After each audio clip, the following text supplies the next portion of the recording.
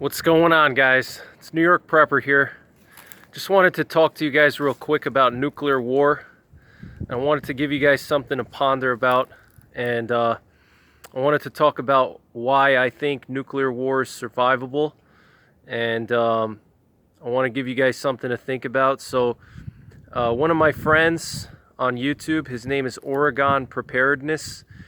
He just did a video on why he thought nuclear war was survivable. So I thought I would do a VR video response to that and put in my 2 cents and kind of add to what he said. But if you didn't see his video, check him out on Preparedness.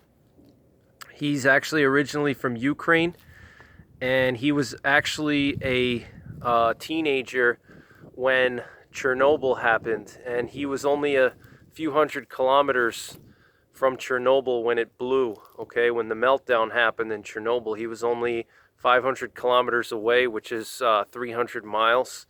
It's not that far, okay? And he survived Chernobyl without a problem, and so did many other Ukrainians that were pretty close to Chernobyl. And so that's one reason and one kind of a real life proof that you can survive, a nuclear war, because you have to also remember that a nuclear power plant meltdown is actually a lot worse than a nuclear bomb, okay? When a nuclear power plant melts down, you have that plutonium and uranium fuel rods that, take like 20,000 years to break down. And nuclear bombs, they don't have those fuel rods, okay? What happens is when there's a nuclear bomb, during that explosion and for a few weeks after the explosion, you have very high amounts of radiation from the radioactive fallout, okay? But the fallout radiation subsides pretty quickly, within 2 weeks, most places would be safe after a nuclear bomb, okay? Even today, you can look at Hiroshima and Nagasaki. Those areas are not like permanently irradiated like Chernobyl is. Chernobyl, they had to build a new containment dome that they just completed like a year ago. Okay, and the uranium core of Chernobyl is still underground under that containment dome. And it's going to be there for thousands and thousands of years. And the radiation levels are extremely high in that area.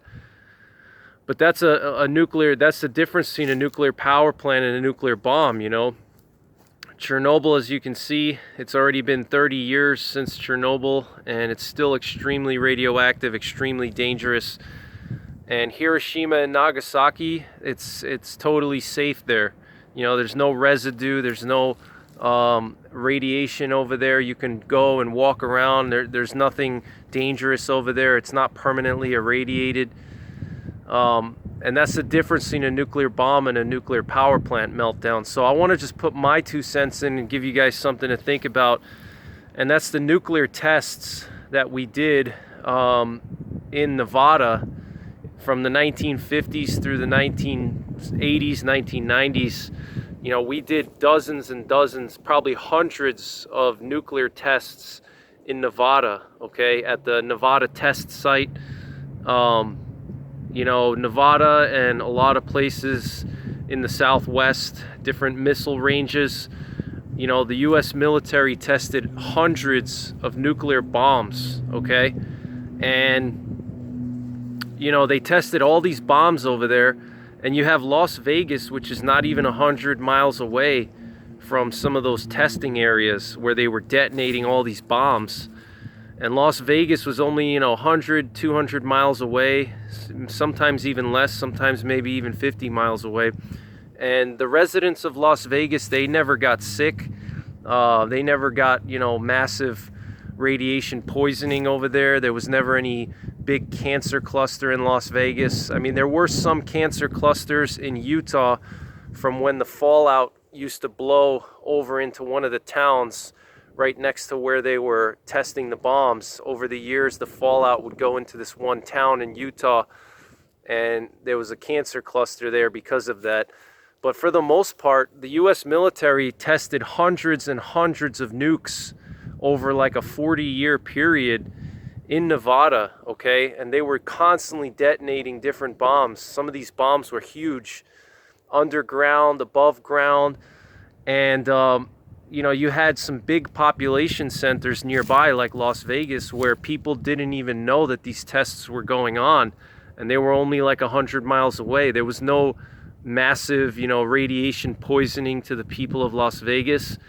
So that just tells you right there that nuclear war is survivable, because if the US military could do all these tests over a 40-year period, testing hundreds and hundreds of nukes, you know, 100 miles away, just 100 miles away from a huge city like Las Vegas, and you know, those people didn't get sick or nothing serious happened to them, obviously that's kind of like a real life case study, okay? And so it's a survivable thing, guys. So that's just something I wanted to give you guys to think about. I'm gonna be doing a series on surviving nuclear war, and I've done some videos on it already. You can check my playlists out.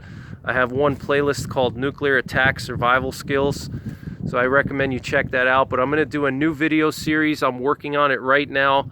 You know, I'm going to do a series on nuclear war survival, and I'm going to show you guys exactly how you can survive and what you should do when there's a nuclear war, okay? So look for those videos in the coming days. I'm going to be uploading them in the coming days. I think you guys will like that. And also check out Oregon Preparedness on YouTube. He's a great guy, great channel. So that's all I got for now, guys. Take care, God bless, and don't forget the 3 Ps: prepare, practice, and persevere.